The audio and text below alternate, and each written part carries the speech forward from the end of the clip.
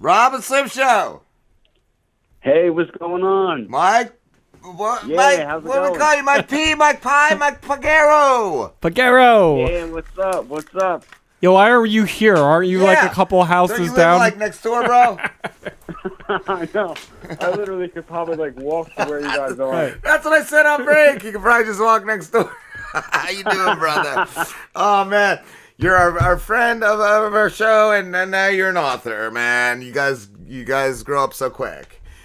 Yeah, I know, right? You're not kidding. You're probably one of the 2.5 people ever that has come on our show and not like hated us. Like, so that's cool. Everyone's else like, fuck those guys. They're jerks. I never You know, you going guys on do again. some unique stuff, that's for sure. Oh man, it's been a ride. This is our last season, bro. Can you believe it? Oh my God, no. I mean, look, how long has it been? It's been like what?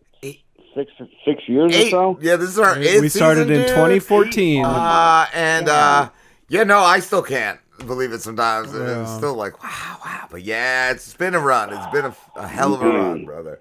How have you been, dude? Yeah, doing well, doing good. You know, just living life, man. That's it. Are you writing a sequel? I want a sequel to the book. The Bulldogs Aren't Bullies. This is your book. Slim bought your book. I need some suggestions. What do you guys think? Oh, what do you think the sequel should be? Well, your dog is what the book's about. His name is Poundcake.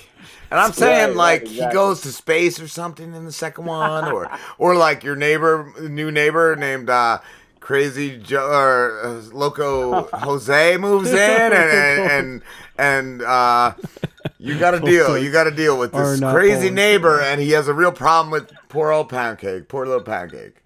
Oh my God. Do you think you can, while on the phone, walk over here to sign this for me? I kind of want to. Why not? Listen, I will say this though. So, real quick, just to give you guys like a backstory on the book. Yeah. Right? So like, I started that book probably in like 2019. That's what I was going to ask. How Then- long it took? Yeah. So, well, actually, what happened was when I started it in 2019, COVID kind of hit and everything shut down, and then they just stopped. So it was almost a year until they started everything back up. And, with regards to like doing the illustrations and putting the book together.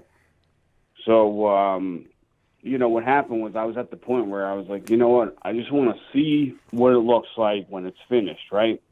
So I was kind of just waiting to get the books delivered to the house, right? Because I just wanted to finally see the finished product. It's been so long. And,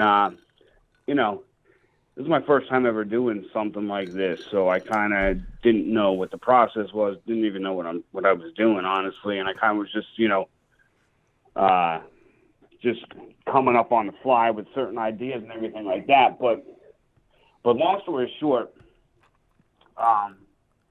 one of the things that I wanted to do that kind of irked me about the book that I have now is that I wanted to add like illustrations to each page, similar to any book that you see in a store, right?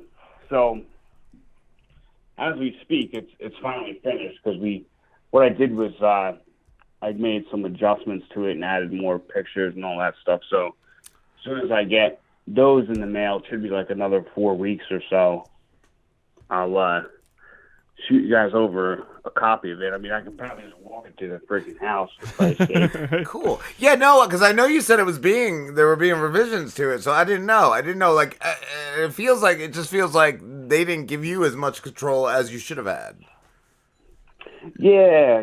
Well, what's funny is that you don't think, but like when you're trying to get something published, right? There's so many different publishing companies, honestly. Like if you Google like publishing companies, there's a million of them. We've talked to authors real quick, like Mike, that our buddy James Dermond, his first book, he said that even on Amazon they have like what's it where they make changes? I can't think of the word right now, but you could have Amazon do it, but then he's realized they don't do as good of a job as some other people do. So it's a learning process, I've heard.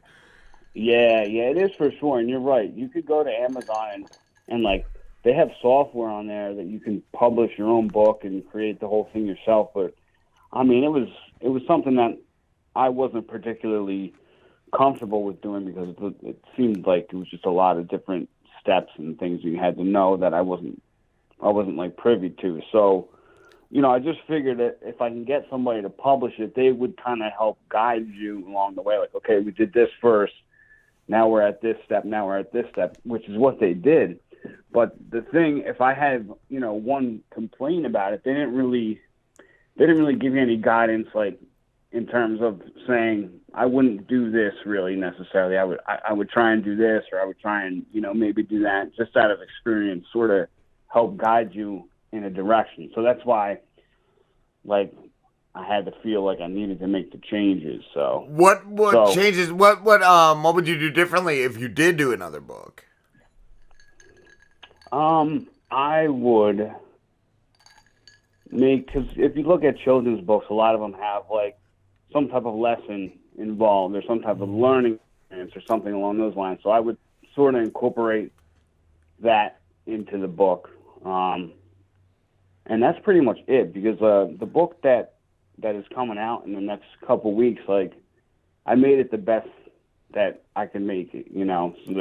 So there's more illustrations, there's more, you know, just visual aspects, and like that's pretty much all I could do for that. Now, depending on if it sells anymore, you know, depends on whether or not I would do another book, because, you know, honestly, it costs money to do all this. Yeah. And I'm not rich, so. Well, that's what I was gonna say. Like, would you do it on your own? Like, would you be able to do another book on your own, or no? Is it just too much? You know, that's a good point. I would probably, you know, because it would be a lot cheaper to do it on your own, to be honest with you. Right. That's probably something that I would take a look at, like if I wanted to do a sequel, because I mean, I would be saving a ton of money just doing it that way. Yeah. You know. And what's Poundcake doing right now? How old is he? Because the book, is he a year? How old is that little Poundcake? In the book, or right now? Right now, like, because I know in the book you show him from when he's a puppy and you get him and. Yeah, he's 6. 6 now. Oh my God! Wow. Yeah. Yeah, he's gonna be 7 in November. So, you know, time flies. Yeah. Right? What is he doing? Just napping? Is he drooling on something? What's that guy doing? No, he's sleeping right now. Wake him up. We want to talk to him. They sleep a lot. Yeah, that's why I do remember from the book. And Slim also has asked me, and it's a serious question. One of the illustrations has you in a sweater vest. We want to know, do you own a sweater vest, Mike? Because that's important. But wait a minute, though. In my defense, right? That illustration doesn't look like me. Are you kidding me? Oh, I thought it was an exact replica. Well, listen, Reproduction. to answer your question, I think I do have a sweater vest. yes! Somewhere. We need to see a picture of you in a sweater vest. Like, that's what we need. Walking pound cake. Shirt on underneath. No, I was just going to say, no shirt underneath, walking pound cake in a sweater vest. That's what we Oh, my God. Are you kidding me? I was going to say, too, though, Mike, just going to the title and all. Is that a conception that Bulldogs are an angrier breed or that they're rough to deal with? Well, see, I always tell people, like, you know, people that don't have Bulldogs, particularly English Bulldogs, because obviously there's different types of Bulldog breeds or and mixes and stuff, but if you're talking about an English Bulldog, right, people think like, oh, they're scary, they're this, they're that. And I mean, even I thought that too, you know, when I was first looking at Bulldogs. I'm like, I don't know, you know, these breeds look kind of beefy and they look like they're going to rip someone's hand off and all that, but they're not like that at all. They're super, like, cuddly. They're always like want to sit on your lap and just, they're pretty much like low energy, but to answer your question, they're not like a bully in a sense that they're mean and they're aggressive necessarily. They're just very stubborn. And I think people get that mixed up because, if a bulldog doesn't want to do something, it's not going to do it. Like there's been so many times where I take him to the park, right, on 539. Yeah. And we get there and he's all excited, this and that, take him out of the car. He takes a few steps and then he stops. And we're like, no, come on, let's go. He stops, he won't move. He's just like, fuck this. I changed my mind. Yeah, he does not move. Wow. And in fact, he turns around and wants to go back to the car. I'm like, no, we're doing this today. And it's not even like you can talk him into it. Because, I remember my sons when we were little, we'd go somewhere, and one of them would be like, I just want to go home and play video games. I'm like, just hang in there a little, buddy. We'll do a couple things, and then we'll go. Dogs you can't really talk to. You can't really convince. Oh, man. It is ridiculous. There's been a few times where we've walked him, but he's too far. We've walked him, and then he'll just stop. And he won't move, and now we're like, all right, now we want to go back to the car because now we're freezing. If the wind's blowing over, we got to pick him up and carry him back. So he won't even walk back with you. Wow, no. That's what I thought. Maybe he would just go to the car, and be like, come on, buddy, we're out of here. And then, oh man, so he just shuts down. He'll walk back to the car. Yeah, he'll walk back to the car if he sees it. But if we're out in the park and it's around the corner or something, he'll just stop and we're like, oh Christ. I feel like and it's kind of goofy, but I feel like maybe a stroller, just in case, Listen, I've seen that. I mean, yeah, I don't know. I've seen it before. I've seen people with dog strollers, and I'm always like, that's ridiculous. But in that case, I'd be like, yeah, I wouldn't want to carry him. I'd want him. It's a little easier in a stroller. He's heavy. He's 65 pounds, and he's solid. Yeah. Oh my god. How's he with going to the vet? Weight. Is he going to the vet? Is he rough? Yeah, he is. Yeah. Well, what's funny is that you take him to the vet.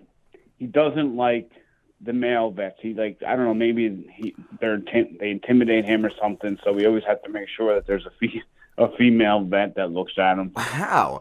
I know, Slim, is it your cat that, did you have to put him in the carrier to bring him to the vet? Yeah, and they couldn't get him out for a little bit. It was hard for them to get him out because he didn't want to come out of it. But yeah, I usually put him in this big cat carrier. I remember the one time, too, and I was here when Slim put the cat in the carrier and brought him in, and the cat looked so sad. You feel like he knew where he was going. He did not. Yeah. Look excited, They can sense it, man. I swear, it's so crazy.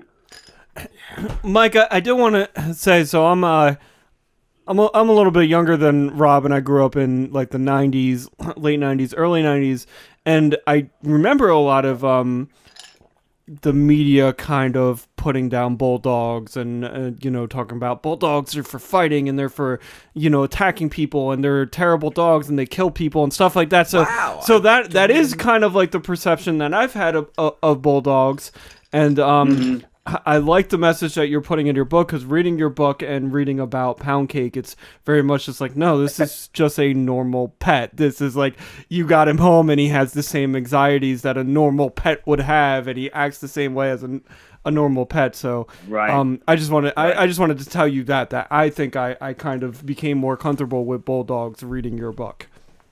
Oh, that's great. Yeah. See, that's awesome, man. That's really what the message I was trying to get across, because a lot of people, they do have stereotypes, not just on bulldogs, but a lot of different breeds, and that's really the message I wanted to get across, was that these dogs are really not that way, and he's super cuddly, and he's they're loving, and I mean they just look mean because they just kind of throw their weight around sometimes. But the fangs are just a little whoa, bro. Can we tuck that in? Yeah.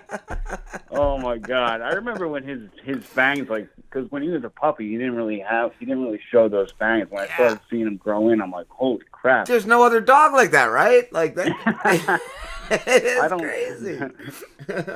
not that I know of, but it is so funny. So now he's I was like, something I learned was just low energy. Like I always just remember, like, my buddies who had boxers, like they had to put them in a cage because that dog would just be tearing up the house and just wanted to play, and it was just like a monster. Like, so I didn't know what kind of dogs bulldogs were. Yeah. Well, it's funny, when he was a puppy, he was getting into everything, like biting the walls and all this stuff, and just biting the furniture, because when they're like kids, when they tease, they need to like chew on something. So, we always had to sort of watch him and be like, no, this and that. But anyway, like, so when he was a puppy, he had a ton of energy. But what I noticed as he got older, like once he hit 4, that's when I really noticed, like, he sort of is not as energetic as he used to be. But don't get me wrong, he still loves to play. I mean, he's 6 now, and he still goes crazy with the ball and all that stuff, and runs around like a madman out in the backyard and does all that. But they definitely sleep a lot. Yeah, I was gonna say too. I was just thinking, we were talking about other books. What about Pandas Aren't Pussies? Yeah. or maybe we could do like an animation for that, like a cartoon where like it's like a karate dojo of pandas. I want to do one about my cat. My cat's a Siamese munchkin. Oh. So I think we can do something cool with that. Tiny legs, big heart. Tiny legs, big heart. Tiny legs. He's got these very tiny, front paws. I think you've seen him before, Mike. He's an abomination. Yeah.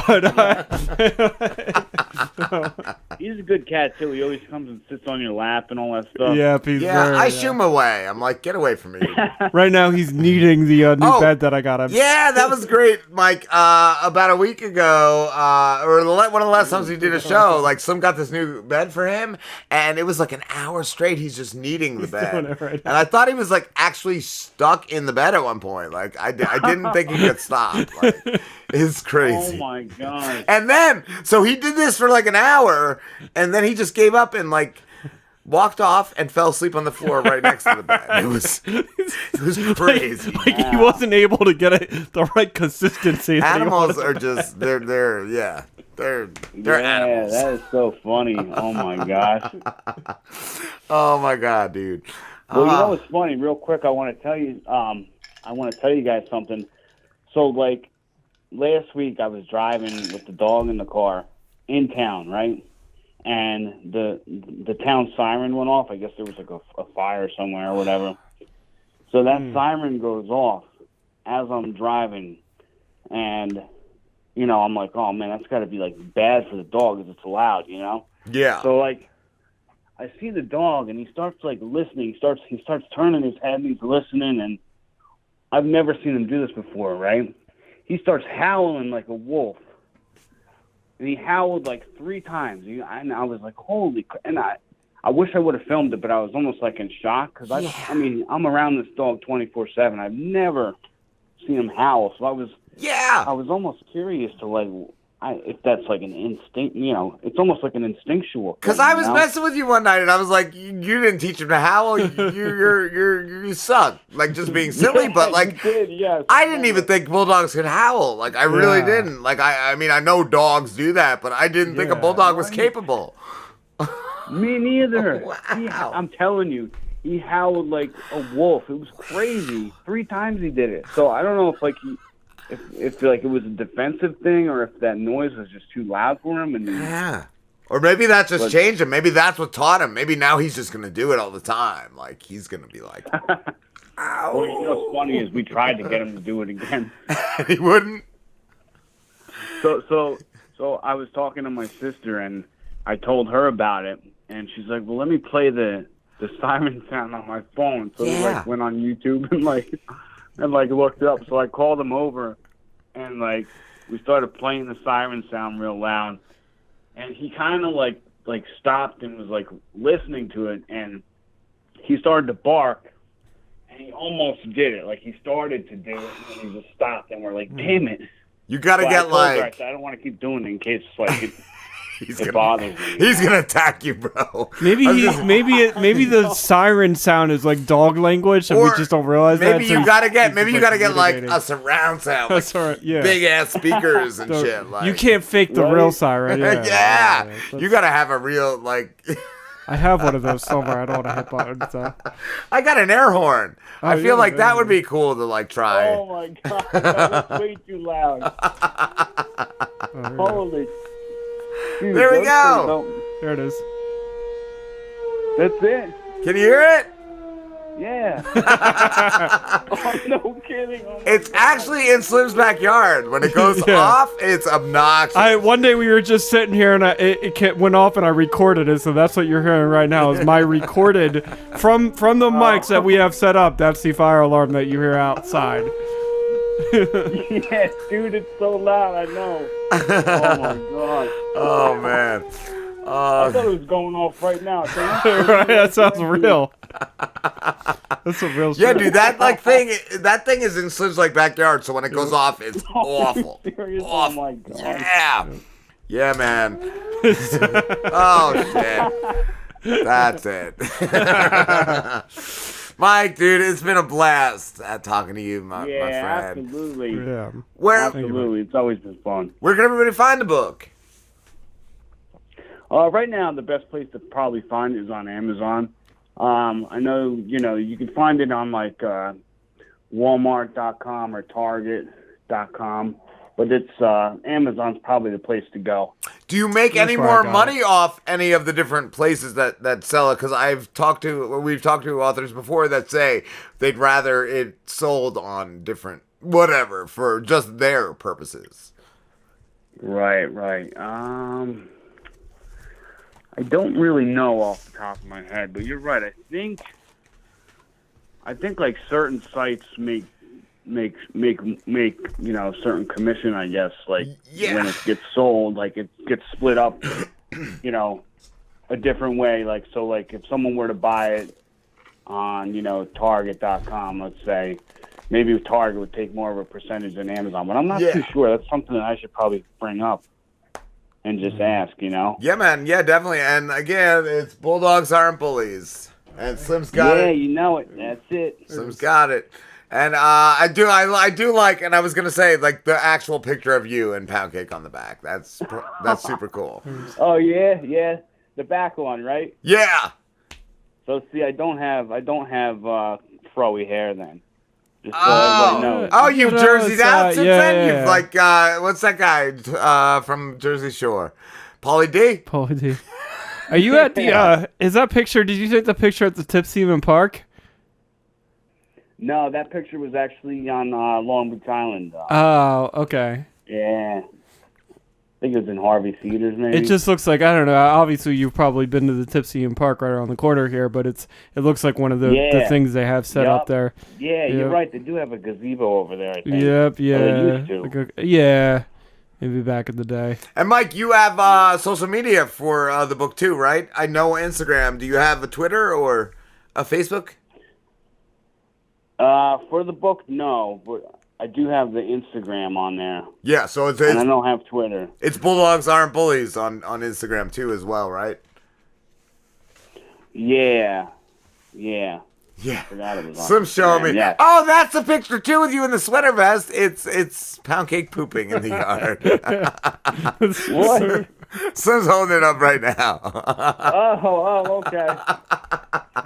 Wait, is it the one with the purple sweater vest? Yeah, and Poundcake is trying like taking a shit. He's The, he's trying to you. squeeze. Yeah. He's clenching his cheeks. It says, once I understood what was expected of me, I became even more excited to eat. I knew what my mom and dad wanted me to do. Oh man, Go so to the bathroom outside. So Oh, this is the picture yeah. is. You guys have no idea how hard that was. It's like it's like having a baby. Right. Well, Rob knows. dude, I was so happy when they didn't have to wear diapers anymore. Like, yeah, you give them candy, you give them a treat when they actually use the bathroom. Yeah, like, it is. It's probably the same. So was he just like constipated? Like, cause like from that story, it seems like he wouldn't go to the bathroom was he just going inside, or was he just not going at all? Holding it in? He's holding it in. No, he was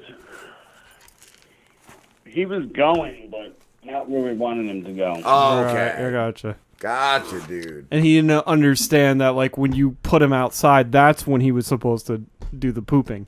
Yeah.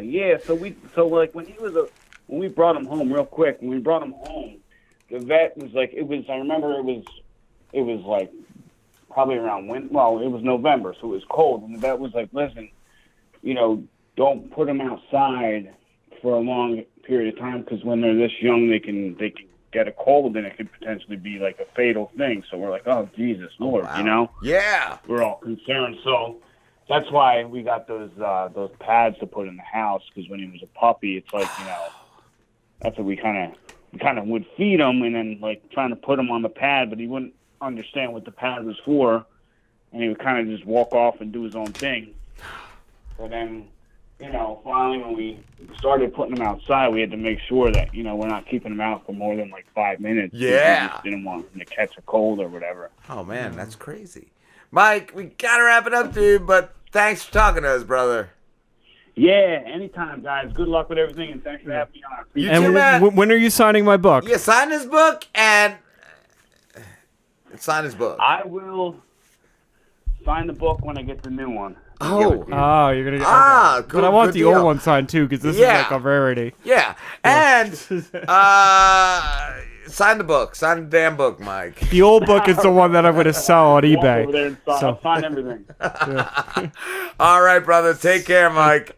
All right, you too. Thanks very much, guys. No Love you- problem, love you, dude. Mike. Love Thank you, you. Mike. All right, let's do. Bye-bye. See ya.